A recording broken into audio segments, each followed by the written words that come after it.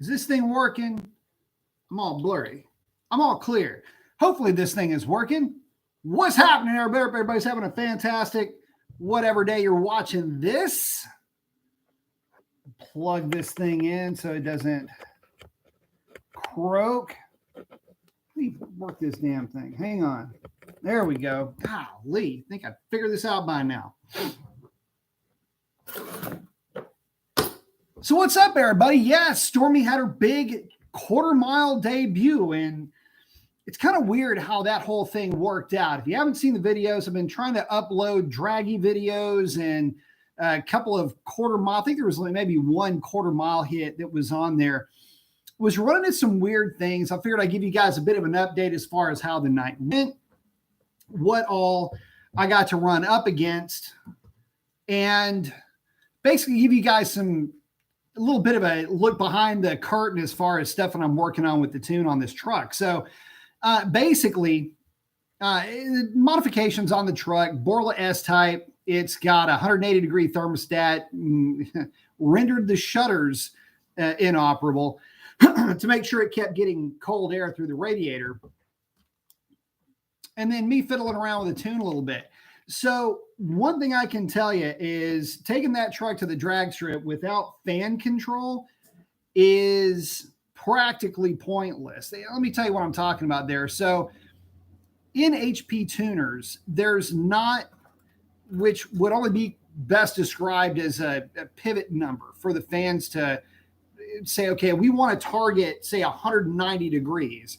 And then we've got other scenarios that we might want to target other temperatures, or at least kind of pivot around that 190 degree number. That's the way a pulse width modulated fan works.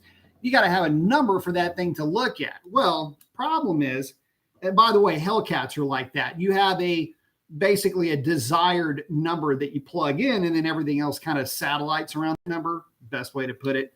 Anyway, man, this camera sucks. Getting back to it, there's no way to do that with this truck. And so you end up with a situation where you're kind of screwed with your fan control. And I can tell you that the Hemi, every engine's susceptible to heat and heat soak and whatnot. But if you can't dump heat, then you're sitting there waiting for hours on end to make a hit with your truck, only to get it into the staging lanes. And as you inch up, the thing just steadily gets hot and hot and hot. And at some point, it kind of becomes a moot point. Well, that's kind of what I ran into. But that wasn't the biggest issue. Although I can tell you that for every 12 degrees above 185 indicated, it'll lose a tenth in the quarter mile. So there's that. But the other side of that is running into a little bit of a fuel quality issue, I think. While I had the truck out earlier, I was whittling around with the timing and was kind of dragging timing down a little bit, keeping in mind that I'm still messing with a lot of stock values in this tune. I've actually lowered some timing values from stock in the tune. And the truck has responded well every time I've pulled timing away from it. And in this case, it wasn't running into this problem before with the timing thing, but it looks like it might be a fuel quality deal, which that's kind of something that I've got to work around. You got to remember that this truck, the tune that's going in this truck, it's an everyday tune. It's a daily driver tune. It's got to be able to function just great on 89 octane fuel, which is what the manufacturer recommends for these Ram trucks. So it's got to be able to work with that fuel. And I'll be honest with you guys, the factory did a pretty spot on job of nailing timing. As a matter of fact, there's a couple of areas where I probably do need to go ahead and pull a couple of degrees of timing down low just to kind of chill out the attitude of that truck just a hair. But so far, she's getting out of the hole. Great, 0 to 60 right now in the very low sixes, albeit I am running her a bit light right now. 321 geared truck is quicker than my 392 geared truck that was roughly the same specification. So that's pretty cool. A lot of that has to do with weight, but I think these newer engines not having a clutch fan and all of that, I think that's helping quite a bit. Also, there is a definite difference between having a clutch fan and not having a clutch fan in terms of keeping these things cool. But anyway, that's the truck update. I'll get to that in a second. Let me check in with you guys. Gary Payne is in. What's up? Eric is in saying, good evening. What's up, Eric? Ardell's in saying, hey, what up? Got the thumbs up. I like it. Jay Kick saying, what's up? I'm the guy doing the 1400, 300 bill. Was wondering if you could help me or knew someone looking to buy a 5.7 with a crate, only 30,000 miles, bought a damn near new Motor Amazing full crate. Man, I have no idea anybody looking for one, but I have no idea who's actually out on the hunt looking for that particular crate motor. Ardell saying, hello, Gary. So he was saying, if Motor Trend is correct, I'll pick up a current gen used Challenger RT cheap. Unfortunately, they're probably wrong, and the Hemi is dead. Well, that's definitely something we can talk about. So one of the things that you'll find with all the speculation right now is that it's just that. I mean, it's a lot of it is founded in rumor, and that's giving it some credit. In other words, it's bullshit, and it's always been bullshit leading up to this. But there were... Okay, so let me kind of rewind the clock for you. Back in 2016, 17-ish, actually it was 2016. 2018 was slated to be the last year of the LX platform, LC, L whatever platform. 300s even were going to be going away. And as the calendar just kept on flicking by, they just kept making the things. And that's one of the reasons why in 2018, there was so much buzz about the Demon. It's the Halo car. It's the final car for the platform, all of that. Well, the thing is that we were all expecting the new platform though. And the new platform, it went from being a Ghibli platform or a Julia, platform, which would be a V6 twin turbo, to being a Ghibli platform. The whole point of the Ghibli was that they would still be able to run a V8, basically still be able to put the Hemi in the thing. So just imagine a Ghibli platform, just the general architecture reworked, rebadged, and reskinned. Well, then that didn't get any traction. And then they said, okay, well, no, we're going to revise the LX platform. And the LX platform, being the one that you know and love, was going to be somehow or another modified to where it's going to be a little bit lighter, and they're going to be able to still fit a V8 into that platform. Unmistakable as a Challenger or a Charger, they said. And again, still V8 powered, and go on about yourself. Well, times changed. And when times changed, what ended up happening is that, well, to be perfectly honest,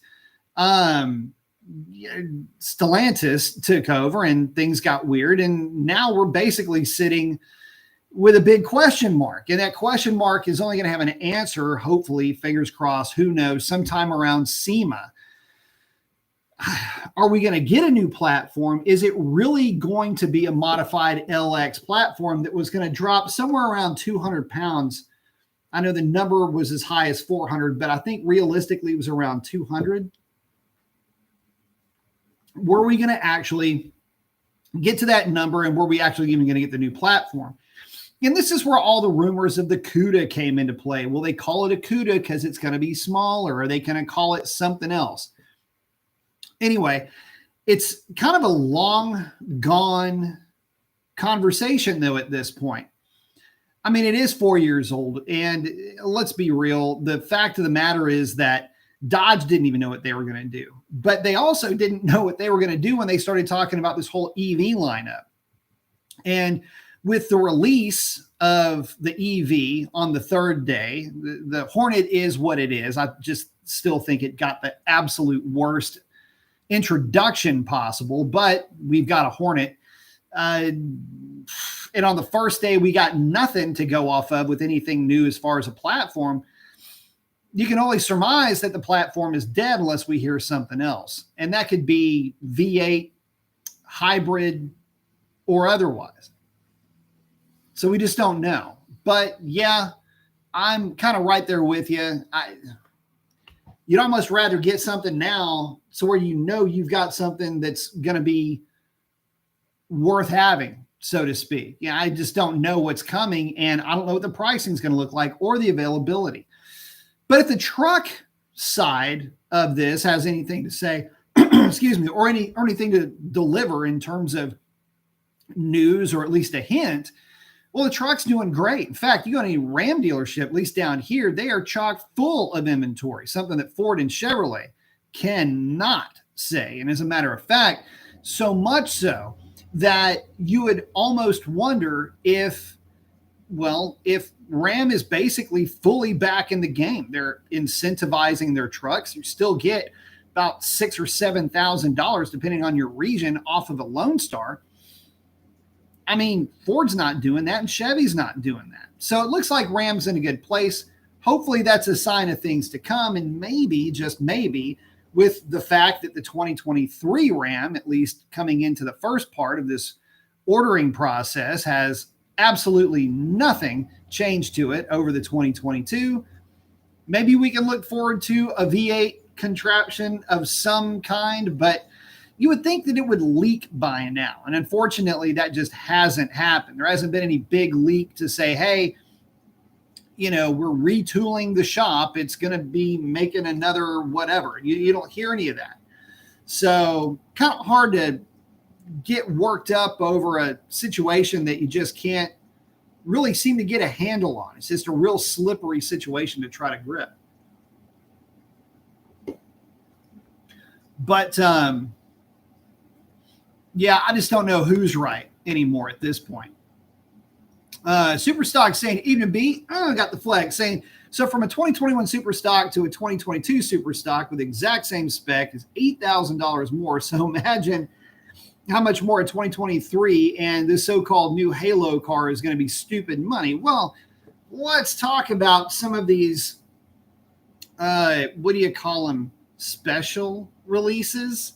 Listen, 100% understand trying to build up a little bit of, I don't know, excitement. It's the last year of the platform, so they're throwing all the stops at it. You had the shakedown package, which I don't even know what that is, to be honest with you. Don't need to know.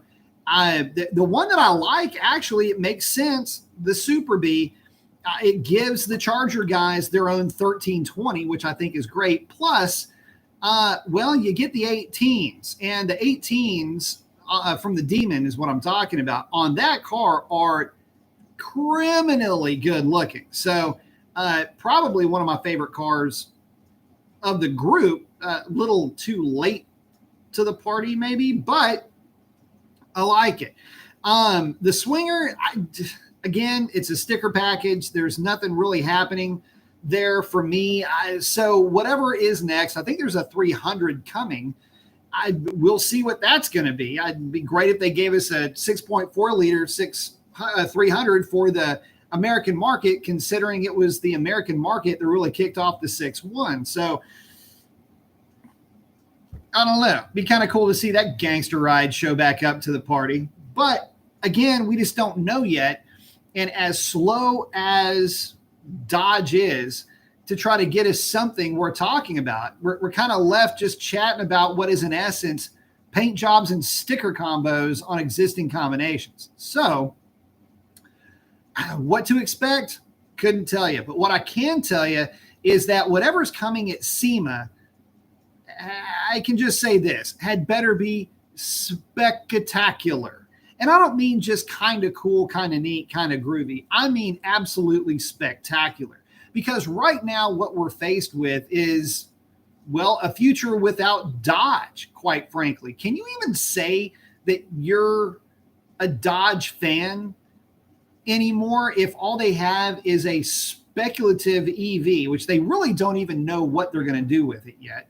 At least they haven't told us in any real terms.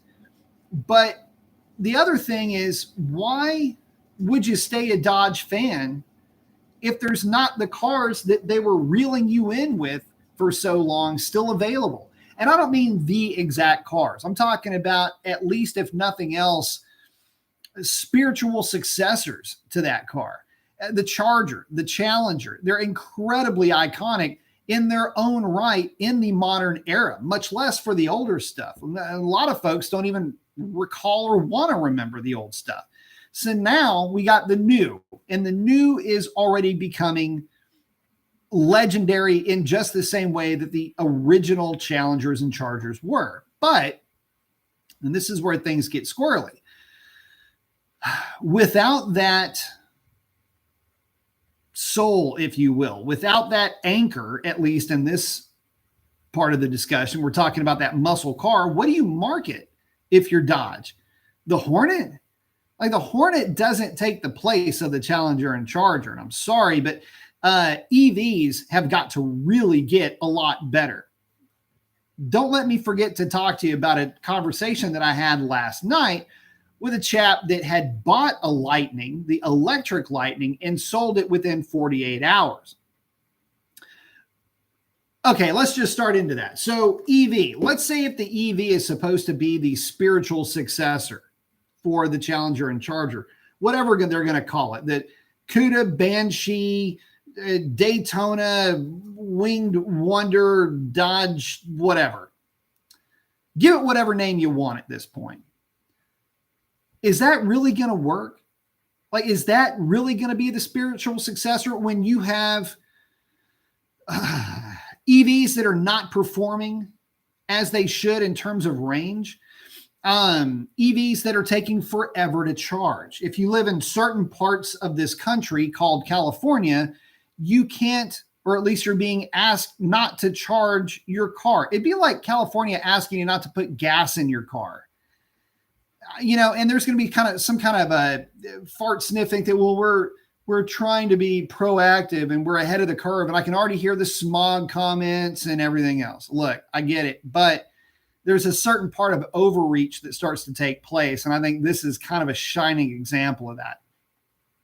When you're telling folks you're not going to sell gasoline powered vehicles in California, California is a huge state. And it is not only comprised of San Diego, San Francisco, Los Angeles.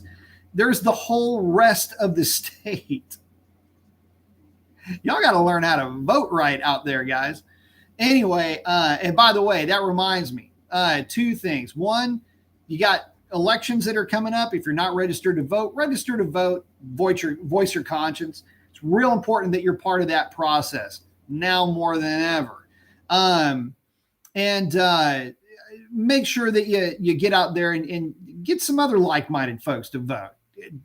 Make your voice heard, but more importantly, make your best interests heard. Your best interests are the best for your community, and that's something that needs to be taken into account. Vote in every election that you can get into a ballot. It's that important. I'm learning that it's so much more important now than ever.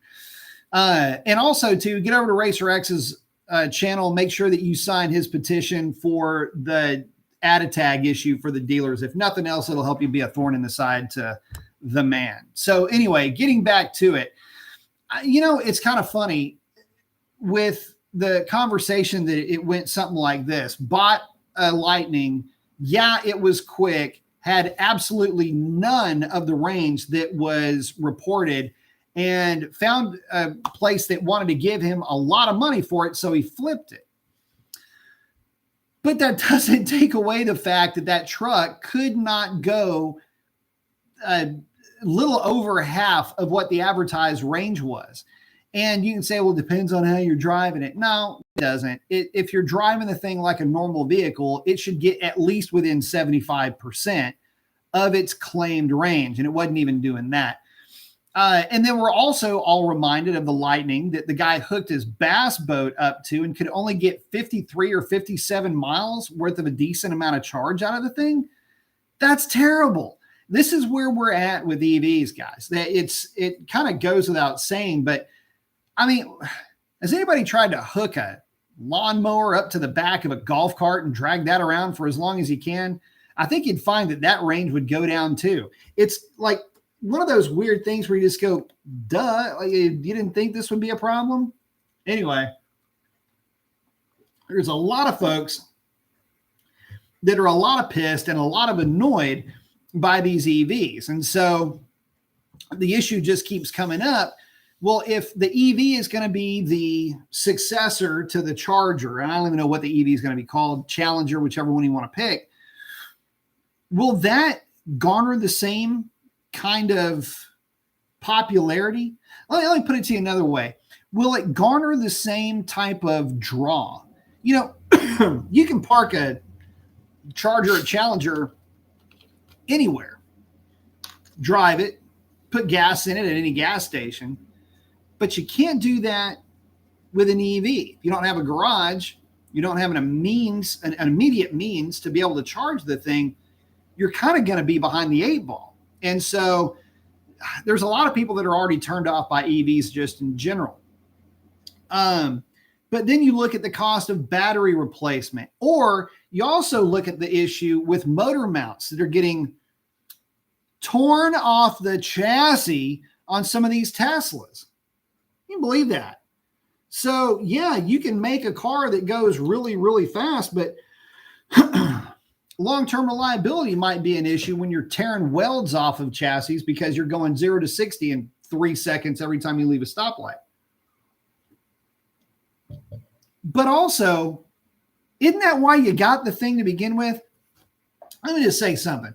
I don't understand a lot of things. There's a whole lot of stuff I don't understand. But one of the things I don't understand is if I get an EV or any vehicle for that matter, gas or otherwise, in today's modern era that we're living in, you're going to try to tell me that I can't floor an EV all the time? Why not? That's like saying I can't turn all the time. Like, you're going to give me a steering wheel and I can turn it a certain amount. But if I turn it a certain amount too many times, it's going to break. Let me tell you what I'm looking for in a steering wheel. I want it to turn, and I want it to turn the other way. It's like telling me I can't use my brake pedal. They say, oh, you use your brakes too hard, you're on the brakes too much, you're going to have to replace brake pads very often. Yeah, that's my choice. If I want to run up and always be standing on my brakes, I can do that because I know where they sell brake pads. And I can do that in an EV because I know pretty much where they sell electricity. So you're trying to tell me I can't floor that thing every time I take. Ain't nobody ever told me I can't turn on a hair dryer. That's a bad example. Ain't nobody ever told me I can't turn on a blender at wide open all the time. Hell, I got a fan that's been running for years that has never been turned off. And it's probably been running on high or medium the entire time. Same goes for gas motors. You can tell me I can't floor it whenever I want. It's my choice if I want to burn more gasoline. But these things are ripping the motor mounts off of the chassis. That's a bit of a problem. So yeah, it's not like these things are without their problems or their faults. The problem that I see, again, and you guys have heard me say this, is that there are those that would marry Sue, and it's a literary term. It means that the EV can do no harm, it can do no foul, it can do no wrong. It is better by every metric. It is clean, it is green, it is all of these things, which in fact it is not any of those things. But if you believe the propaganda long enough, maybe maybe you will start to think that way, or at least you'll be easily led to believe that way. The fact is they're not. And a lot of folks are starting to figure that out. In fact, I think there's a whole lot of folks that are getting very disillusioned with this. Talking to a buddy of mine, it's what was he saying? What was Chris talking about? Anyway, one of these deals where there's so many people getting out of EVs in the first year of ownership. It's like nobody gets out of cars as quickly as EV owners. Which reminds me of the other thing that I saw. It's been, I don't know, a few months ago, but at a restaurant, happened to park next to a Tesla. And this was a Tesla that was obviously a bought used car. It had paper tags on it. And it was trashed on the inside. It looked like somebody had kids. And like you just park next to the thing, you look down, you're looking over, you kind of see inside the car. Thing was trashed. It looked like an old ass Civic. And I was thinking to myself, somebody bought this and is going to be regretting it probably in about 6 to 9 months. Anyway, back to you guys. Get back over here. Time out. Riv's saying, hey, B. And he's saying, it's actually sad and depressing that they are going away. I know they made a ton of 2008 through 23, but it's not going to be the same. It's not going to be the same because you're right. I mean, you just won't see them at the dealerships. And the soul is going to be bled out of the dealerships, in my opinion. Real Corn Pop saying, I had all the old stuff. It was wonderful in its time, but I'm all in with the new, except EV. California wants you to get a big hamster wheel to charge your car with. Good times. Well, that's the thing. How are you going to charge it? Just wondering how is that going to work? Oh, let me give you my living situation. Is it apartment? Is it condo? Do you not have a garage? How are you going to charge this thing at home when you're supposed to be charging it? There's so many convenience issues that come with the EV that, oh yeah, and how am I going to buy the thing? One of my favorite things is folks saying, we just need to make EVs more affordable. Yeah. What about the other side of ownership? Like the convenience of charging and all of that. Anyway.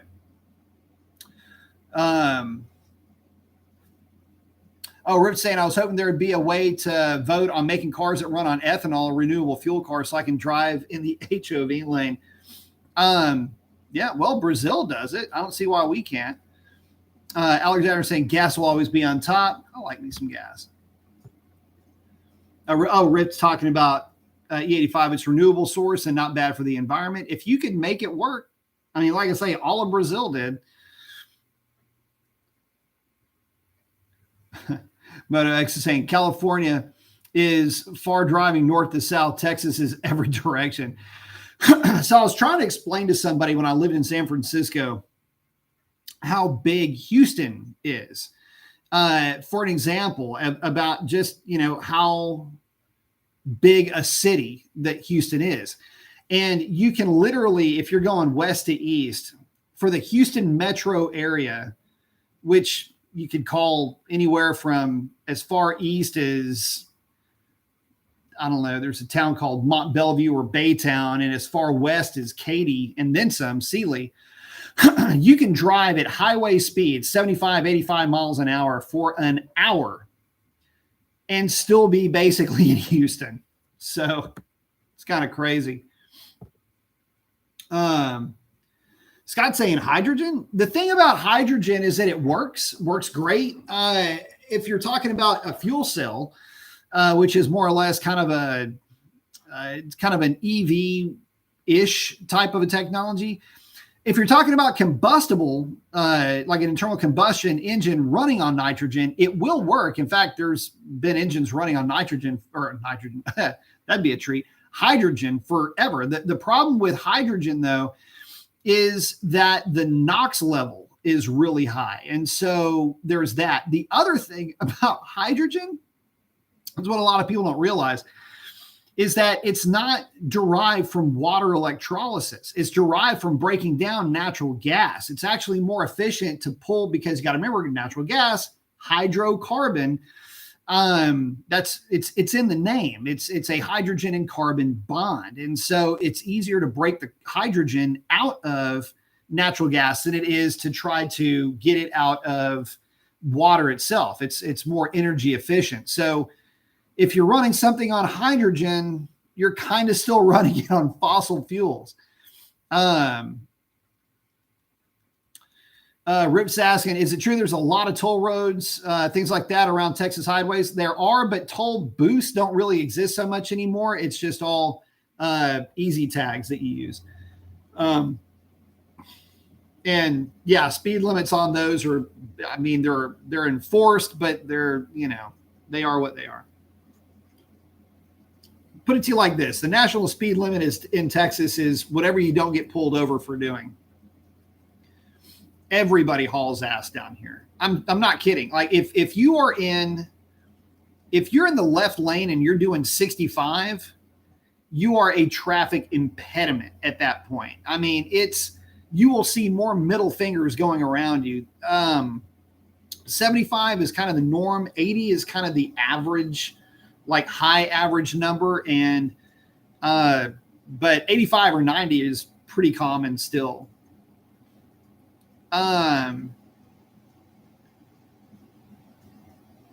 Oh, Rip's saying, I heard hydrogen can be very dangerous also. It can be, but no more dangerous than a scuba tank, really. Scott saying something about RT Live. Showing something about O2 reclaiming. Lots of technology with that. MotoX saying batteries don't hold up well in extremely hot temperatures. Example, Phoenix, Arizona, pretty much anywhere. anywhere on the southern portion of the United States. I mean, it gets hot. Hell, even up in New York, you're looking at 93, 95 degrees. So, but obviously it gets cold as hell too. So you've got much greater temperature swings up there.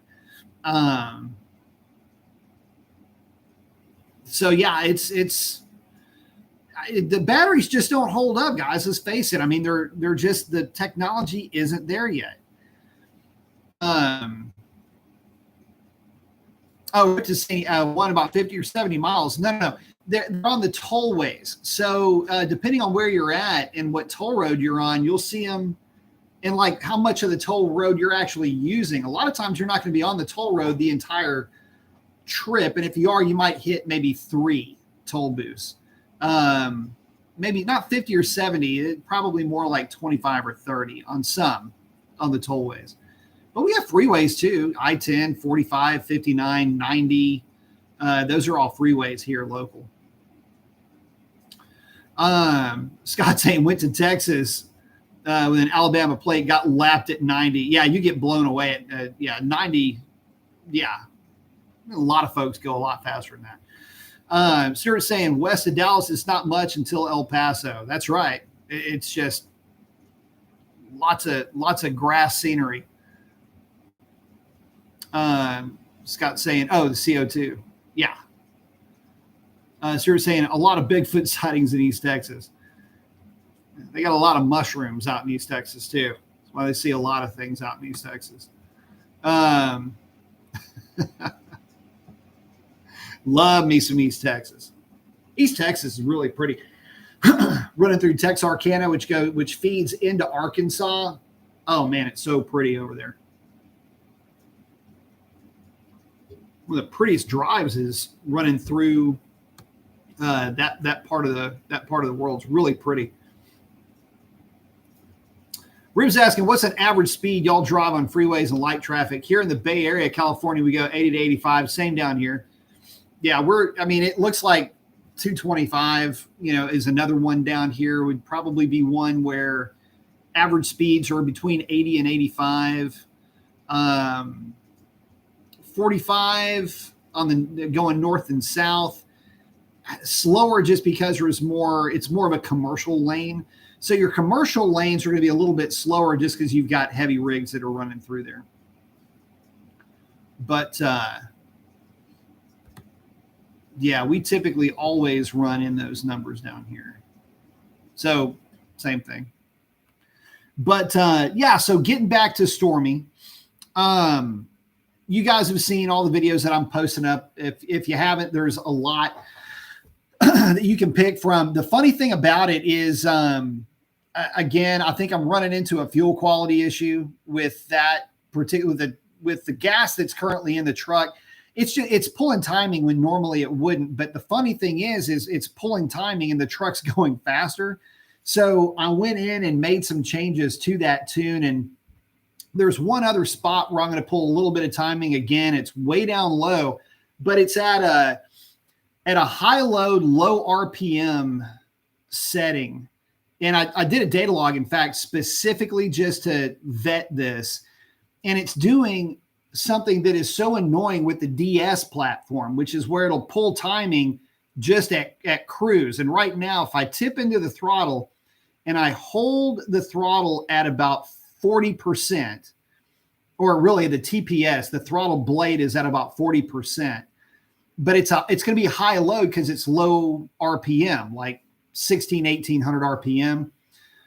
your KPA, which is the manifold vacuum itself, is going to be basically ambient at that point. Even though the throttle is not wide open, you've got a condition in the manifold that is in essence wide open. So at that load level, it's pulling timing. The DSs are a pain for this. And this one, I was a little bit more aggressive with this truck on launch, trying to get it to, settle into a different timing table. And I think I got a little bit too aggressive with it. And where it's doing this, it would literally never see it on launch. It happens that fast. And so I can just go in, remove a couple of degrees of timing, and you never know it. And so that's what I got to do. I just got to dig that data out of that data log and then throw some different gas in the thing and call it a wrap, I think, at this point.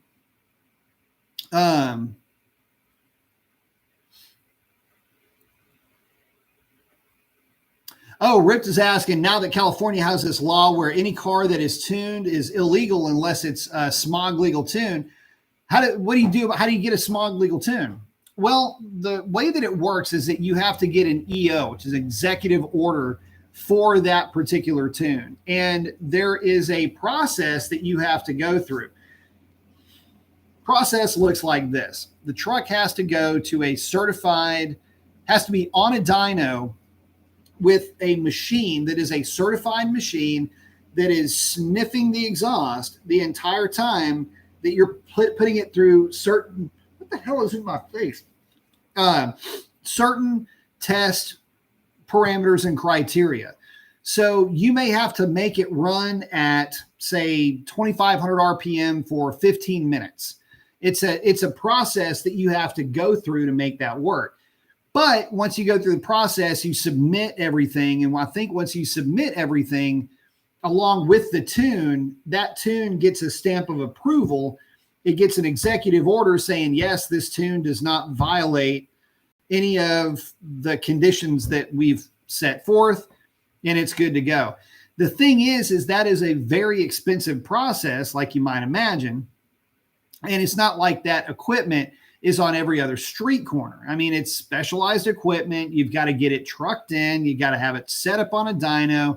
There's a lot that goes into it. And so a lot of guys just aren't really interested in going through the headache and the hassle, mainly because of the expense and the fact that, listen, guys, dude, totally hard to get more power. Like talking about Mopars.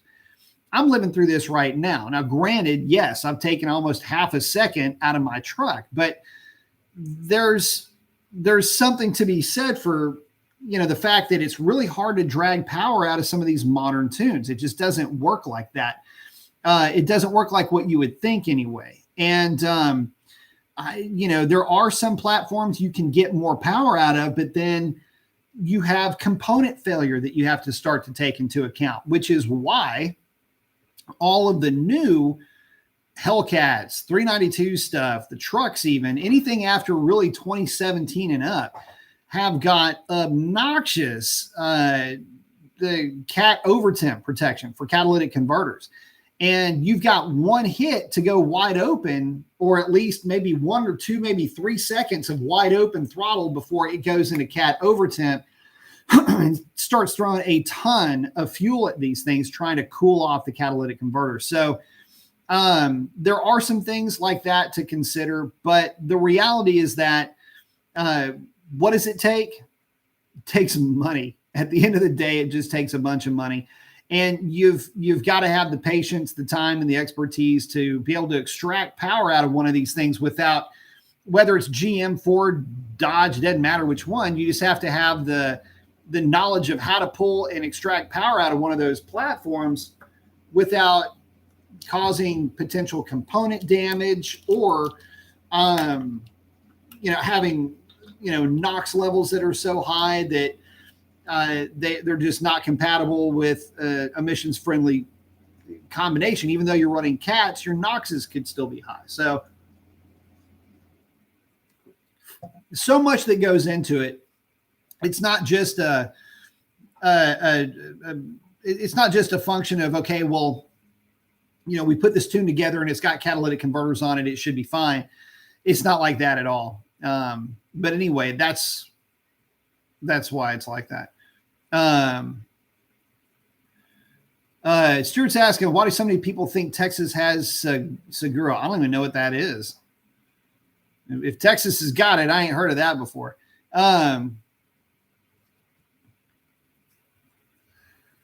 Rich saying, I'm worried because I have a full bolt-on E85 tune on my Hellcat by Z, but don't know what I'm going to do when it comes to smogging it. So in your neck of the woods, it would be a matter of putting stock injectors in the car and a stock tune in the car. And if it's got a stock tune, it'll pass. And then you've got to get the car back, put the other injectors in, put the other tune in the car, and then you can drive it after that. But that would be the only way you can get the car to pass smog is if you go through that. Oh, Moto's saying 1980s LA was smog was so bad people used to wake up with a sore throat. Yeah.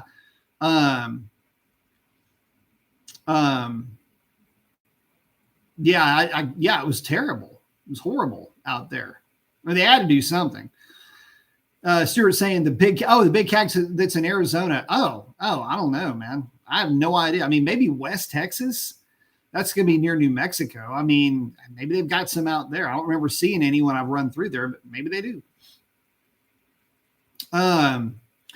Scott saying, I've got a 2012 SRT 8392 with long tubes and mid pipes, no cats put on recently, no other mods yet. Is a high flow cat better for power or should I just straight pipe it? No EPA check. Okay, so, well, if you run metal substrate cats, there's not going to be a power gain or loss by running those catalytic converters. I would not run a small ceramic type of a catalytic converter because they're more restricted. Even if they are the same cell count, if it's a smaller number of cells, because a cell count is cells per square inch. The ones that you're familiar with that are stock, those biscuits, those are all 400 cells per square inch.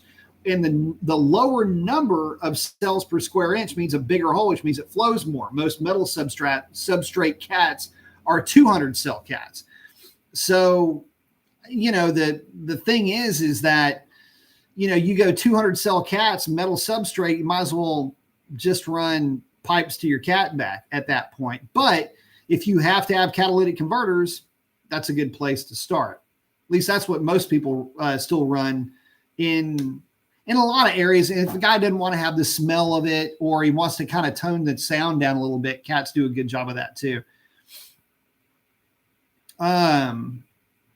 But again, I mean, if you've got no EPA stuff, no, smog checks or anything like that, then I'd probably run catless, frankly. It's one less thing to fail.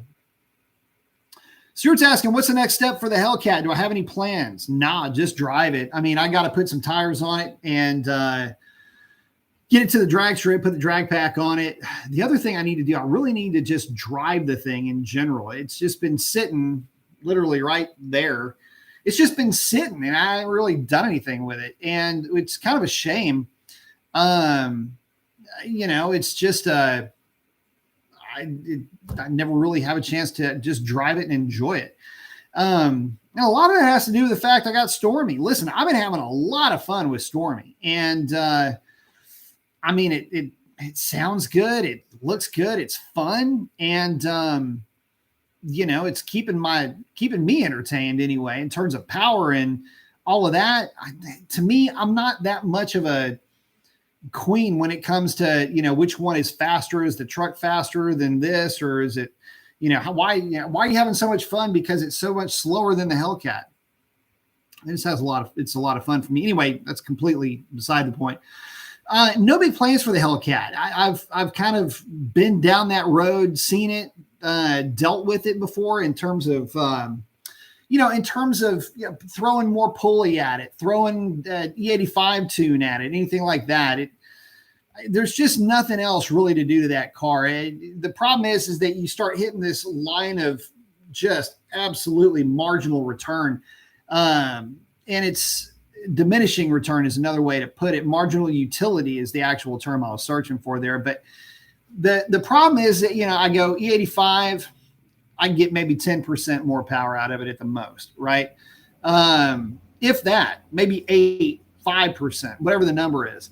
But it's a significant investment to get to that point, and then it becomes somewhat of a maintenance, not really a maintenance issue. It's just something else, right? Something else that's done to the car that isn't going to add in the entertainment value. And listen, the car already makes enough power that on the street, I really can't use it anyway. On the street setup, on drag radials, it's entertaining to drive, but it's not too overwhelming, but it is still fast as hell. The thing will get to 130, 150 miles an hour pretty quickly and absolutely go 0 to jail faster than pretty much any car that, you could picture being on the street. Now, are there other cars that I would rather have? Or are there other vehicles that you can maybe do more with? Well, perhaps Trackhawks are all-wheel drive. The Hellcat Durango is neat, but I'm not ready to go that direction. The TRX is nice, but it's big and it's heavy, and I've got a fun truck. So the Hellcat's where it's at. I can tell you this, guys, look, not much left to do to the Hellcat. Again, it's fast and enough, right? I do a lot of stuff on the street with it. It's a 10.0 to 1050 car, depending on how I've got it set up. To go much faster is going to be difficult. In fact, to go much faster than what that car is practically impossible on the street just from tire technology, unless you're talking about from a roll. And I just don't know that I want to try to leg that thing out every single time I'm driving it. The other funny statistic with those cars is that, it's a shame in a way, but once guys start putting pulleys on those things, you take it just past what you can get away with pump gas. That's to say like a 285 upper pulley. Anything more aggressive than that, and you start finding a lot of weak links in those cars. So drive shaft potentially becomes an issue. Half shafts could become an issue. The fuel quality becomes even more and more an issue. Hell, I'm dealing with fuel quality with my Ram right now. That tells you anything. Somebody's going out to have some fun. So, it's one of those things where Revlon's an early release 2015 Hellcat. Those are tough to find nowadays anyway.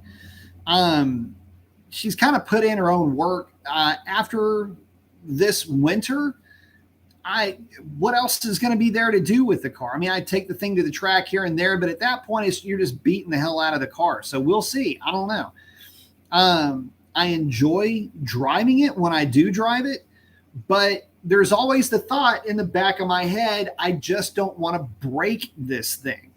That's been the bigger issue when you're dealing with that kind of power level, or anything more, I should say, or significantly more than where I'm at. Again, breaking stuff becomes a reality. Like they say, if you're going to race it, you're going to break it. Yeah, but if it's built right, maybe you don't. And that's really what I've been looking at, is that car is in a really happy place. I don't want to take it to another place where the risk to reward ratio falls out of line. And again, because I've been around this stuff, I've worked at a shop, I know a lot of guys with these cars. I know of a lot of guys that have had built a lot of these combinations that all of them end up being sold. It's not like put it like this. It's not like the fact that it's fast made it so great that they wanted to hold on to it for the rest of their lives. It was because of the modifications that they ended up getting rid of that car, which is fine. I mean, look, And there's guys out there that want it. They want something that's already fast, it's already built, whatever, but it's kind of tough. Oh, Scott's saying stock cat back so far, saying thank you. Yeah. Oh, he said Racer X. Oh, nice. Good deal, Scott. Well, yeah, I've known Racer X for a long time. So awesome. Thank you for coming over here too.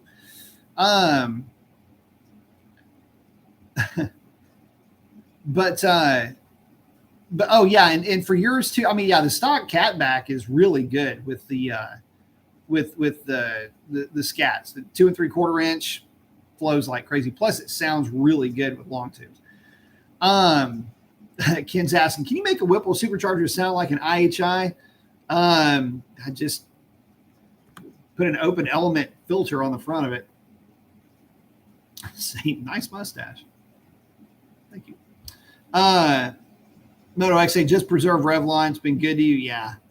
And then Moto XA, no pushing out reliability. See, that's the biggest issue is when you start to push it outside of what is really reliable, what you would honest to goodness consider to be reliable. There's a lot of really fast cars out there that you will see in the, 1, 2, 3 go world. You'll see that 1, 2, 3 go, the car runs, and every once in a while you'll see a failure video. But for the most part, it's not. For the most part, you just see the race itself, but you don't see the buildup process. You don't see all of the headaches that come from trying to sort something like that out. Because I'll be honest with you guys, if my track goes away, I still want to have something that I can drive and enjoy. And throwing a ton of power at that car, I'm not roll racing it. It doesn't, it's the wrong platform if you want to roll race. It's what I try to explain to folks is, and this is kind of taking things in a little bit different direction here, but when it comes to Dodge, it's not a roll race car. It would be like somebody saying, I want to roll race a Mark III Lincoln, like a 69 or 70 Mark III Lincoln. That is what the Challenger is, so to speak. It's really big, it's heavy, big engine, or at least big power, big torque, strong enough acceleration to keep you interested and engaged, but stable and fast, but not like, oh my God, freak you out kind of fast. It's kind of like that in a way. If you want to kind of harken it back to the old school stuff. One of the funny things about Dodge is that they always get roped into, well, they get walked on a roll race. And it's like, yeah, but you're missing the point.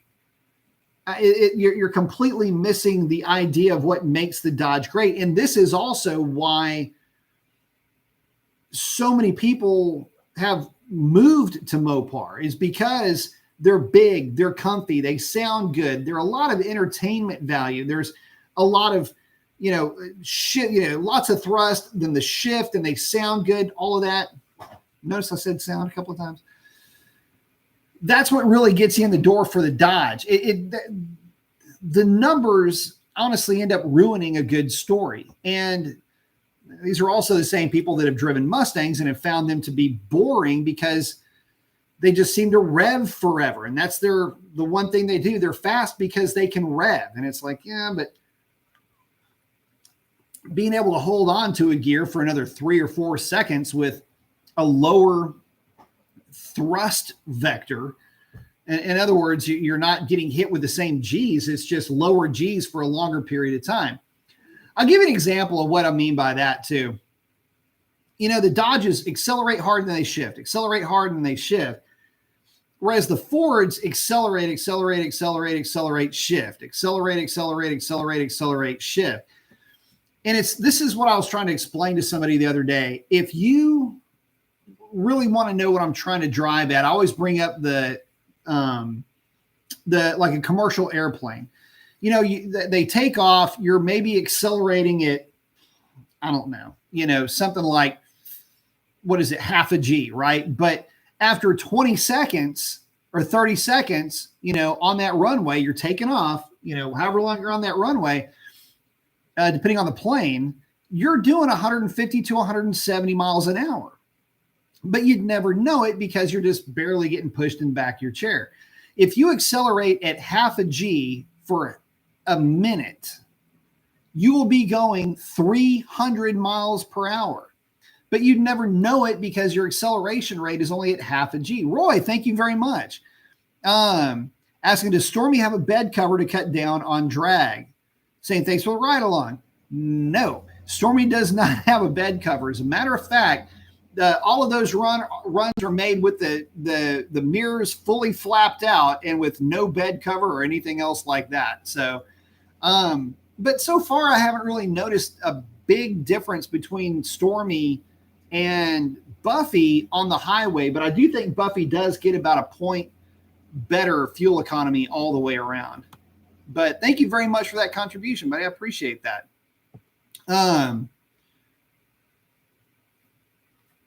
Stuart saying he had to upgrade the drive shaft and added a rear diff brace just so I could take it to the drag strip. And I've gotten contradictory feedback on how much the Hellcat engine and trans can really handle. And Rift is saying, let's see those thumbs up. Yeah, like, subscribe, share, guys. The problem is the reliability. That's your scapegoat. Reliability, the Hellcat engine and transmission can handle a whole lot of power. I'll put it to you like this. It is not uncommon on a Mustang dyno to see 800 to 900 horsepower live fairly reliably with those cars on E85. That's the transmission, the engine, blower, everything, all IHI factory stuff, stock stuff. Where you start to see failures is going to be in drive shaft or half shaft if you're taking the car to the drag strip. Those are areas of failure. But everything else on the car, diff brace is always a good idea, but everything else on that car is really well put together. And this is another thing about the Hellcat versus all the rest of these other manufacturers. Yes, they're heavy, but they're heavy duty. And it's one of those things where it's a heavy duty piece of equipment. You got to have heavy parts in that case. You know, you're not going to, unless you're, talking about building something out of titanium or something like that, which is cost prohibitive. You're just not going to see those types of parts be offered up. And even then, what kind of an alloy would you have to be able to deal with the power anyway? You have to have something that's forgiving, at least when you're talking about beating on it. And the Hellcat and the ZF Trans, amazingly good. The HP90 is so underrated. It's not even funny.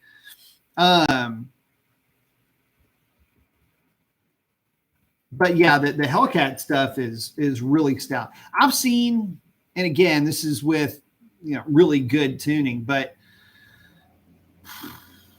I've seen stock bottom end, stock trans. This is in a couple of Chargers, actually. But, either mild pulley setups or just the car in general, 150, 180,000 miles on them. So you can they're definitely stout. Rip saying, I heard race gas or ethanol, the Hellcat motor is good for about 900 to 950. Anything above that, and you're pushing it. Saying he's pushing 900, it's been fine for a while. Yeah, it depends on the tune. You can just as easily blow one up on ethanol or race gas that you can on pump gas. But if it's tuned the right way, and if you've got quality gasoline or race gas or E85, then yeah, it'll normally be okay. But for the most part, it's going to be all based around the tune. Now, granted, yeah, there is going to be a limit to what you can run effectively in terms of power for every one of the fuels that you're looking at, because you've got a certain amount of knock resistance based on your weight, based on your aerodynamic efficiency versus mile per hour. All of that is going to there's going to be a catch for all of those. If you've got a TRX, then your knock threshold is going to be significantly lower than if you've got a stripped out Hellcat, for example. So just some things to consider when you're looking at what you can get away with and what you can't.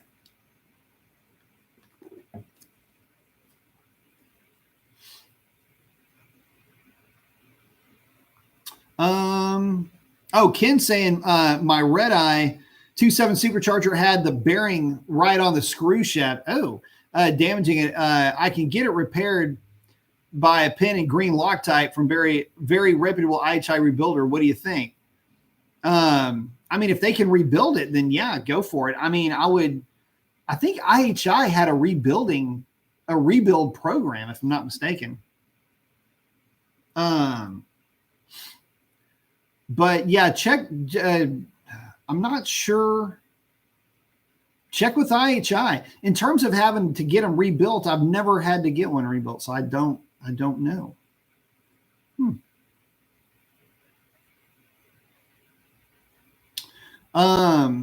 Kid's also saying you're right. Having a broken car is not good. No, it isn't.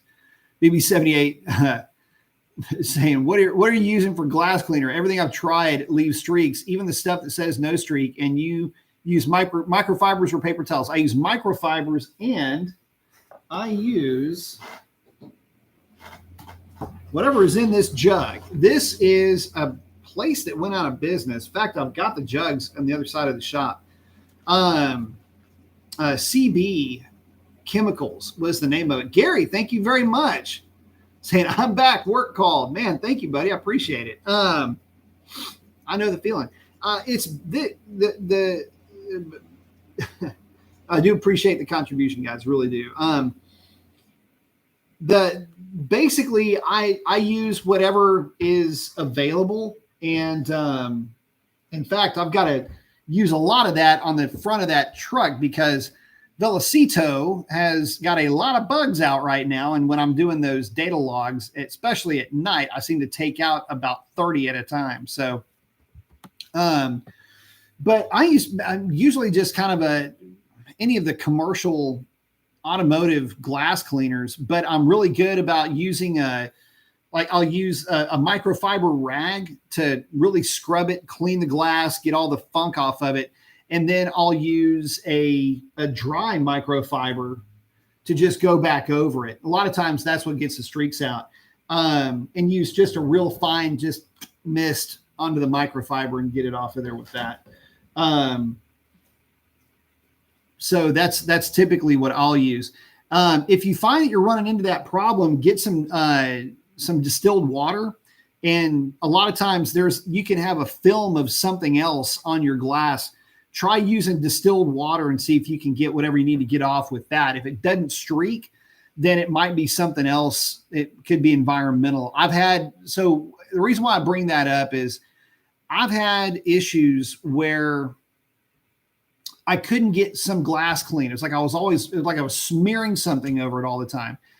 And so I was like, is it the cleaner? Is it the rag? What's the deal? And I ended up using distilled water, and it cleaned it up great. So that's kind of another thing that I'll use. Instead of an actual cleaner, I just use the distilled water. Don't use any kind of like drinking water. Distilled is just steam that's condensed, so it doesn't have any impurities in it.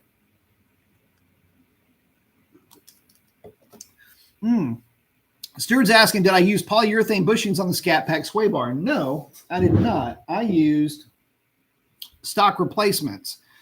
And I guess this is some type of a rubber, some kind of a rubber type deal. But no, I did not use the polyurethane ones. I kind of wanted to, though. I really did. These are maybe a little bit soft, but they're quiet at least. But the polyurethane ones are cheaper. I think the Scat is a 31 millimeter. I have to go back and take a look. But yeah, I believe that if I remember correctly, the Scat was a 31 millimeter bar, that 239 bar or whatever it was. Oh, Rip's saying his friend uses vinegar and warm water mixed together to clean his windows on the car. Seems to work pretty good with no streaks. The only thing I don't like about vinegar is that it's an acid. I mean, you can dilute it quite a bit with the water, but that's why I like just using distilled water. Yeah, and Corn Pop likes distilled water and white vinegar. That can work too. Roy's checking out saying, I got to hit the sack. Have to work early. Good night, guys. So yeah, that's what I use for that. And again, you know, for the paint, pretty much any spray detailer will work. I don't really have a favorite anymore. Any of the Meguiar stuff is usually pretty good. Smells good, if nothing else.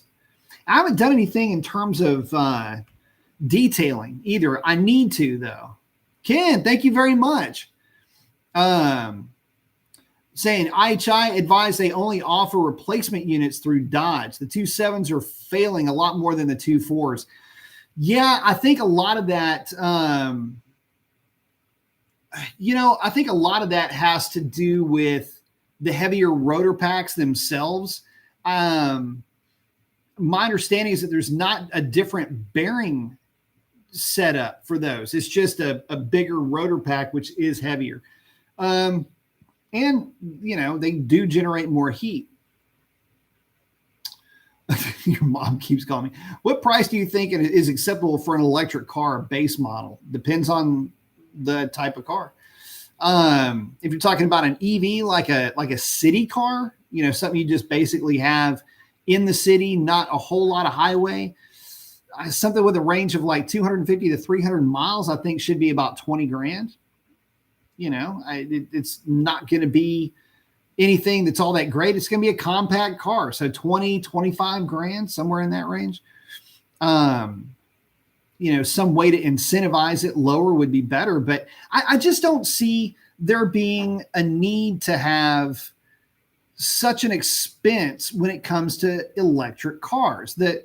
The technology is not new. It's just they're trying to make batteries last longer and live in that environment. But the reality is that there's nothing new about an electric motor, and gadgets and gizmos and whatever that are included with the car are, you know, they're just bells and whistles, right? So, you know, a big electric motor for a base model and some decent batteries to get it around, and I just don't see there being a need for that car to be all that expensive. Oh, Rip is saying, heard the same thing. Yep. We're saying now that car companies are pushing EVs so much, they really need to start building infrastructure for it ASAP. Otherwise, it's going to be a disaster.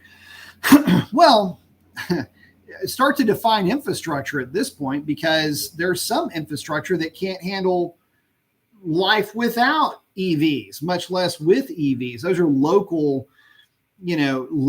communities that have that issue, which community could be, you know, a big city, it could be anything. But,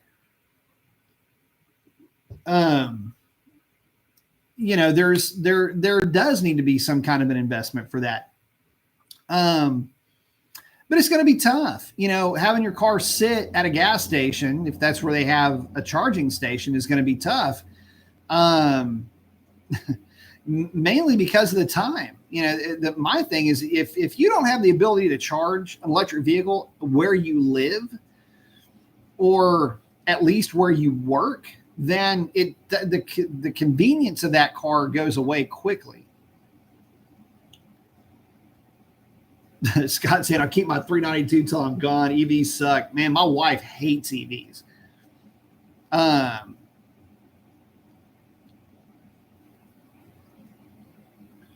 Riv's saying if the infrastructure was there, it would help with sales. And your mom's got the same thing, saying they should make more charging stations before making more cars. It's kind of, you know, that those two hands are kind of shaking. And I agree with you, you know, but the problem is, who's they? Who is the they that we're talking about? Is it Exxon, Shell, Mobil? Do they make the infrastructure? Is it government driven? Private enterprise has been what's driven gas and oil. So you would think it'd be coming from gas and oil. And I do know that they are investing in the technology. But yes, they're investing in the technology, but what's the return on investment?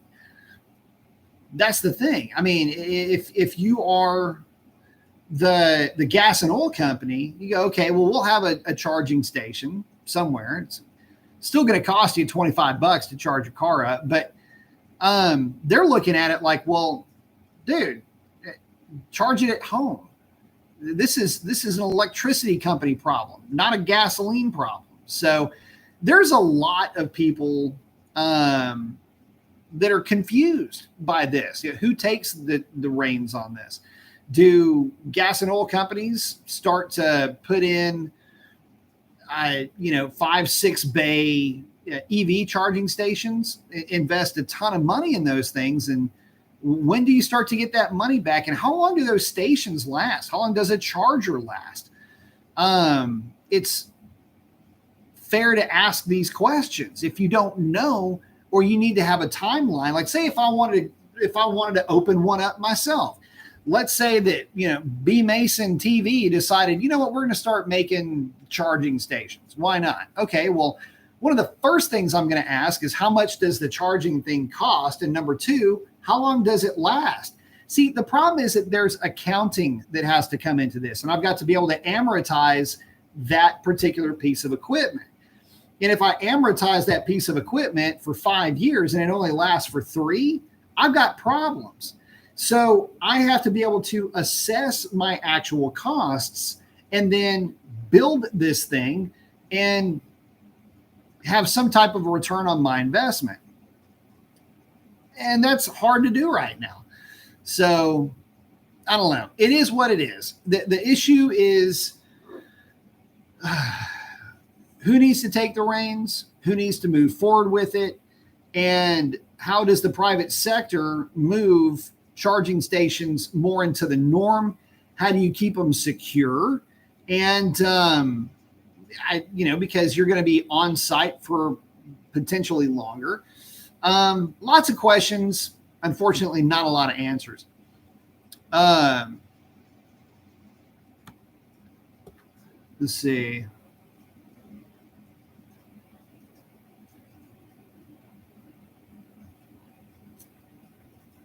Scott saying government. Okay. Well, if the government's going to do it, where's the money going to come from? I mean, Howard, where are they going to pull those funds from? There's a lot, and there's not a good answer. And there's answers, and they all have merit. That's the problem. So, I'm saying California's already asked people not to charge their cars, yet banning gas engines. The mind of a politician is a terrible thing to waste. It doesn't. Listen. Okay, again, guys, you got to vote. You guys have got to get out there and vote. It's the most important thing that you can do is to vote. I know a lot of people, you think, oh, my voice doesn't matter. My voice doesn't count. That's not true. It really does matter. So vote your conscience. I'm not going to tell you which way to vote one way or another. You know what's best for yourself, your family, and your community. But guys, you've got to get out there and vote, and you've got to be an active member of whatever community that you're in. And voting is the best way to do that. So get out there, do it. It's that important. And I'm with y'all. I like voting. What do I matter? Whatever. But the more time I've taken to look into this and the more that I've seen how these policies affect our lives, the more I've started to question why I'm not taking a part in this. So yeah, you better believe I vote in and I don't care if it's for school board. I don't care if it's for who gets trash guy voted out, however it works. You get what I'm saying, right? Nothing is too small. Your voice has got to get heard. So get out there and vote. It does mean something. It really does. It means a lot. And it means a lot more than you might give it credit for too. Environmental Protection Agency says, is now a good time to order a new Hellcat? Is the red eye worth it? The red eye is cool. Listen, the way I try to describe the red eye, the driving experience of a red eye versus a Hellcat is, especially if you get a red eye with a 309 gear, it's a lot like driving, the difference between driving a car with a big block and a small block. It doesn't necessarily, like you put a 309 gear in a Hellcat, it's just as fast as a red eye.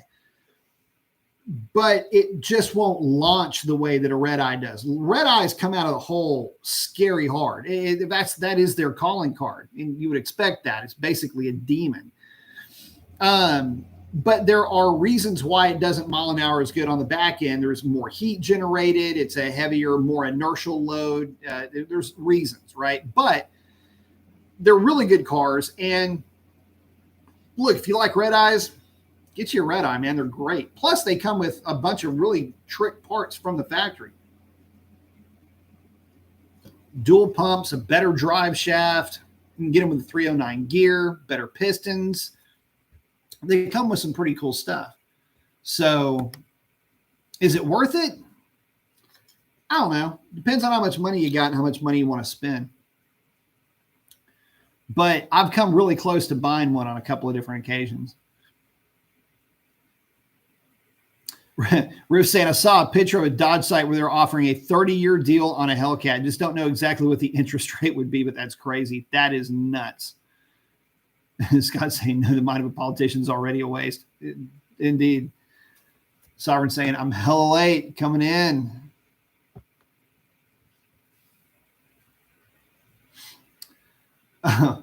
Mom saying, gas is way more convenient because it's faster to fill up than it is to charge up. Well, yeah, and it's a whole lot more energy dense, too. That's one of the things is that gasoline, it's really good stuff, and it's really difficult to beat from a range, power, and from a convenience standpoint. It pretty much hits all the right marks. Someone's saying, hit that like button.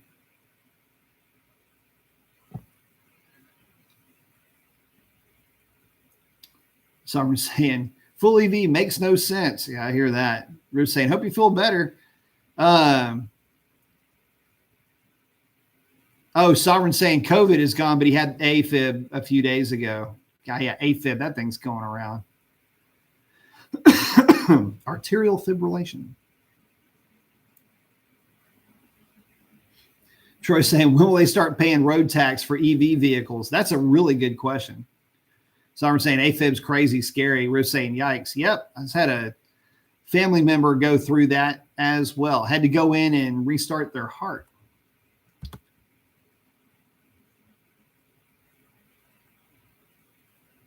Steve's saying, we don't need different vehicles. We need different people in government. My thing is, Ruth's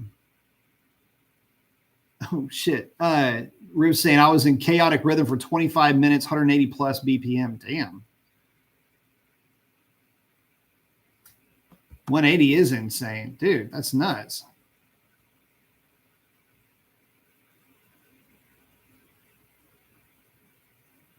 Wow. Sorry to hear about that, brother. Dude, take care of yourself when it comes to that stuff, man.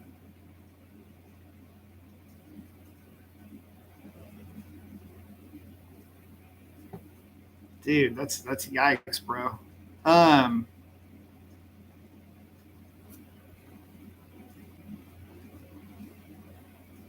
But yeah, Sovereign saying it's okay. I get you get more common when you get older. It is more common as you get older. It means it's, real important. You're taking care of yourself, get checked out, all of that. I know that they have a big issue with AFib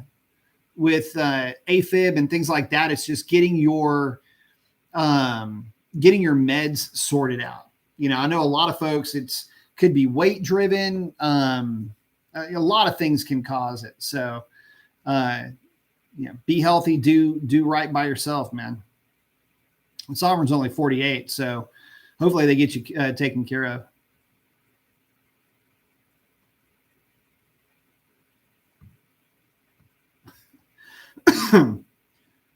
I'm saying how married couples are going to think they are cheating because they are going to be charging their car and it's going to take a while before they get back home. Wife's going to think something's up. Yeah, well.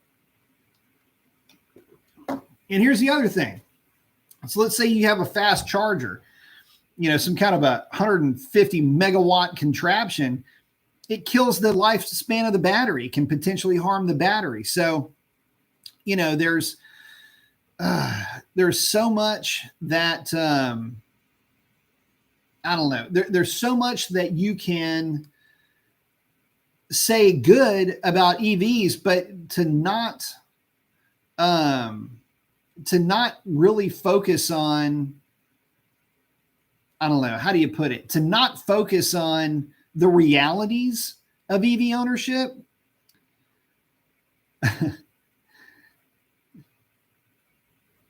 Motox saying, good excuse. Yeah, without focusing on the realities of it, it puts it in an unfair light, really, for EVs. I mean, could you imagine buying into the hype of EVs, buying one, and then having all of these issues and not really being able to, come back from that type of a financial hit?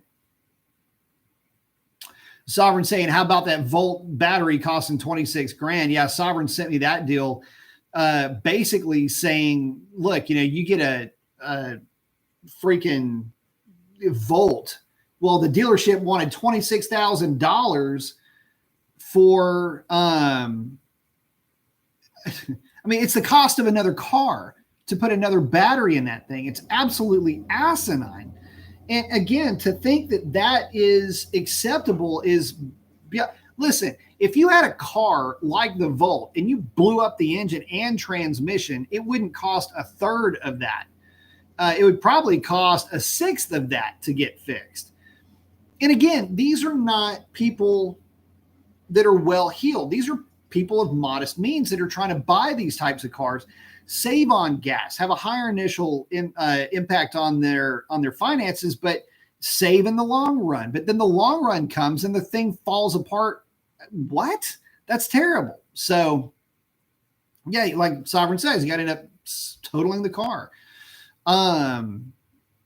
It's just it's a shame, and it sucks because it's targeting people that are trying to do the right thing. They're like, okay, listen, maybe I'm not a big fan of it, but we're going to try this EV thing out. These aren't car people. These are just people. We're going to try this EV thing out. I heard they're fun to drive, whatever. But they don't really, they're thinking they're going to save money. In the long run, they end up spending more. They have more headaches. And they're not really thanked for their early adopting of the technology. In other words, they're not giving you a new battery for free when the battery that they designed fails. Like, that's like saying a gas tank fails. Like, man, my gas tank keeps shrinking. Well, it gets to a certain point, you got to put a new gas tank in your car. Really, what does that cost? That's $30,000. Wait, what? It's a gas tank. Same thing with a battery, isn't it? Like, I mean, you got to change out batteries in a smoke detector or, some other household contraption. You don't have to pay as much as the contraption was for the batteries, right? That doesn't make any sense. You don't pay half as much, do you? No. But that's in essence what we're talking about. If you're talking about a $26,000 repair bill on a Volt that costs $40,000, which is what? Anyway, that's what, 56% basically the percentage of the cost of the car. So in other words, if you have, I don't know, something like a cell phone, I don't know what a cell phone, what's that? $200, $500, whatever. And you had to get a battery replaced in it. Oh, that'll be $120 or $150 or, what, just pick something. You get what I'm trying to say, right? The cost of replacement is disproportional to the act that it actually carries out, in my opinion, anyway.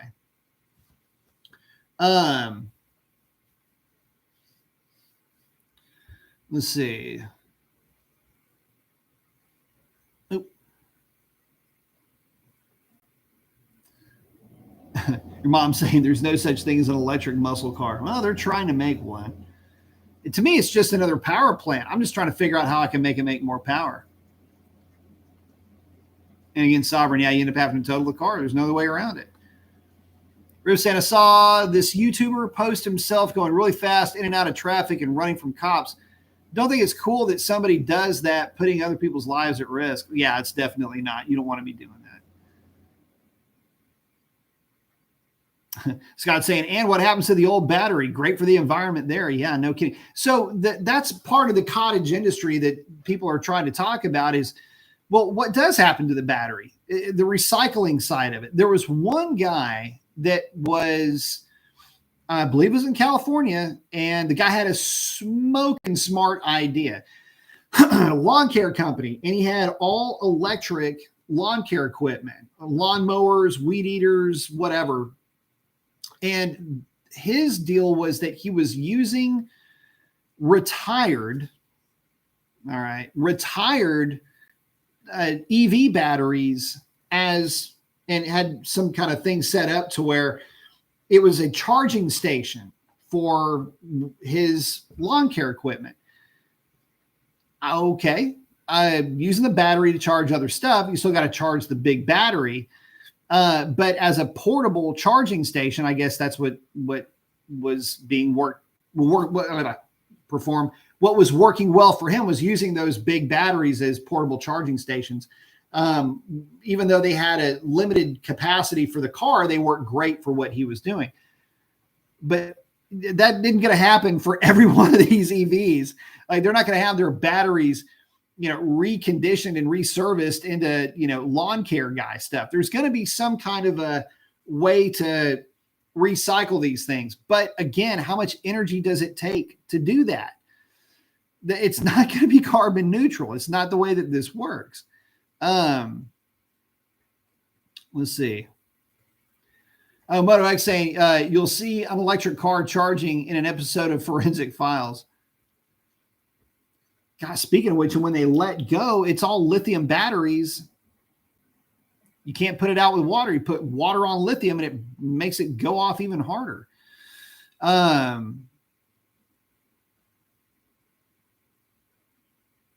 We're saying, I just don't think it's cool that somebody is going to post videos of himself in a car and make money off of it.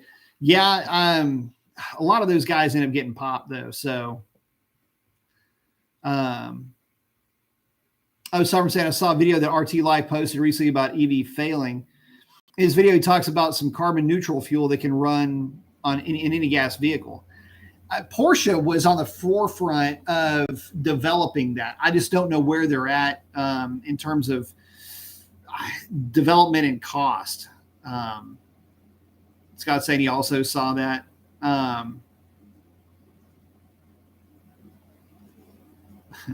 Corpop says someone high up in government said if you can't afford gas prices, just go buy an EV. I know Stephen Colbert said something along those lines of it doesn't affect him. He's got an EV. Can't stand that dude, how far he's fallen.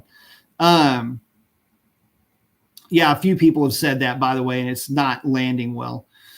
That was the guy with a funny last name, starts with a B. I know who you're talking about. It's like Barbacoa. What the hell is his name? Buttigieg is his name, I think, said that. So I'm saying, as far as I'm concerned, Tesla is an appliance on wheels, not a real car like a Challenger or an internal combustion for that matter. And Sovereign saying batteries do age with time and cycles for sure. And saying that, batteries degrade while they're still in the package. Yeah, I mean, that's part of the problem with them.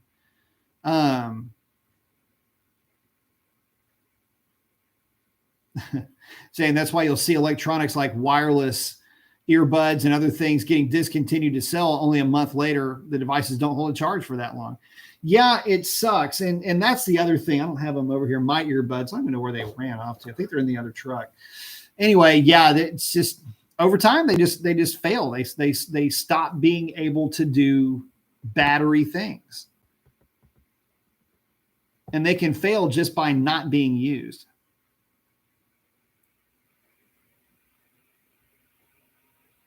Scott saying EVs are carbon dated. I'll tell you what, there's a lot of folks there's a lot of folks that were getting wrapped up in that whole EV craze, drinking the Kool-Aid, if you will. There's a lot of folks that had gone that route, and those same people have gotten out of their EVs and said, listen, I tried, gave it a shot. Things didn't go quite as well as they had hoped. Battery life starts to become an issue. They start getting out from underneath these cars. People are buying them as used cars, and I'm just not sure that the reliability is there. That, along with, in some cases, motor mounts getting torn off of the frames, and just the general smug nature of the thing really has me turned off by it. And again, to me, I don't really care. It's just another power plant for me. And I keep on saying it. I just want to figure out a way to make stuff go fast. So, Sovereign saying, how the hell will used EV car sales work? That's the thing. I mean, I've seen it. I've seen used on not a lot of occasions, but the one I just brought up is the one that popped straight into mind. But I know I've seen at least 3 or 4 second, third hand EVs already. And I just don't know how well they'll age. Scott saying, I'm a firm believer in alcohol. I understand that. But I just don't know how well that thing is going to age long term. I don't see it at this stage of the game. I don't see the EV. The technology is just not there. Let the free market make its choices. That's all you got to do. So start saying you're at the mercy of the battery health. Yeah, I mean, I know I'm a huge internal combustion guy. There's a lot of upside to EV, but I would be beside myself if I had an EV that I was in love with and then had to spend that kind of money on a battery.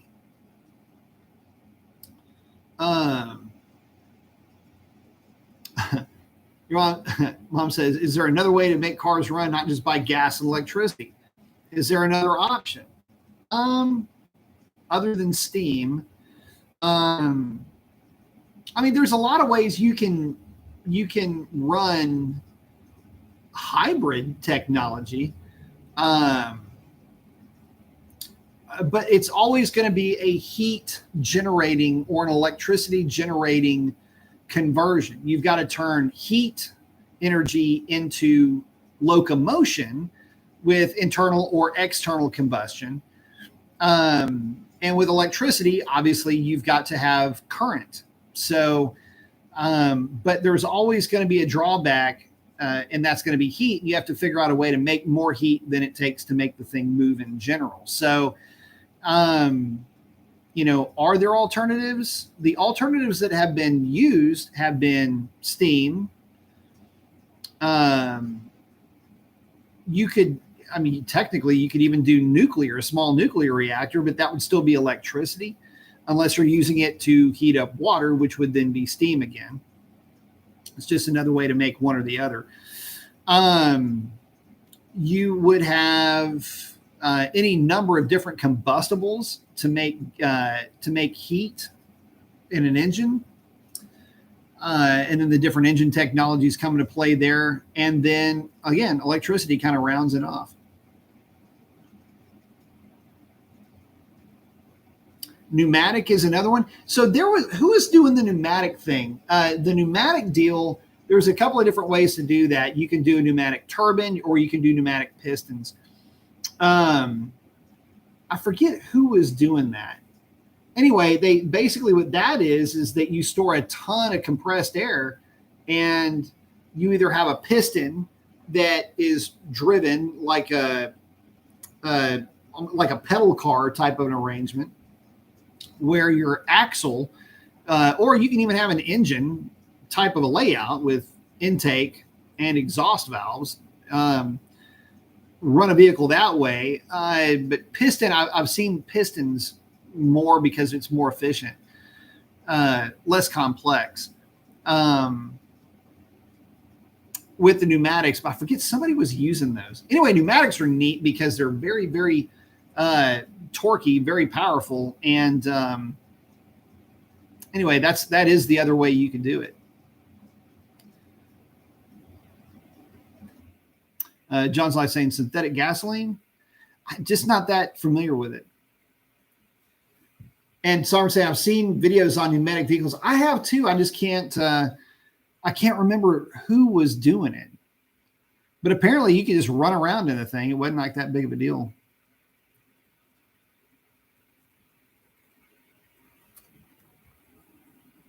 Let's see. And with that, guys, we are coming up on an hour and a half. I got to wake up early too, so I got to check out early on this one, guys. Yeah, hopefully get you guys some more info, you know, with Stormy. You know, that thing is coming along pretty good. I just got to get the tune right. That's not going to be too much longer before that's done. The other side is fan control. And hopefully you guys are liking some of the Stormy content. That's been a lot of fun for me. Roy, Gary, Ken, man, I appreciate the contribution, guys. Really do. But with that, guys, I have got to get going. Look, get out there and do something cool for somebody. Chances are they need it way more than you know. Get out there and vote. That's another big one you're going to be hearing me talk about. Guys, love each and every one of y'all. Would not do this without you. And with that, I got to wrap it up. Y'all have a great one. Adios.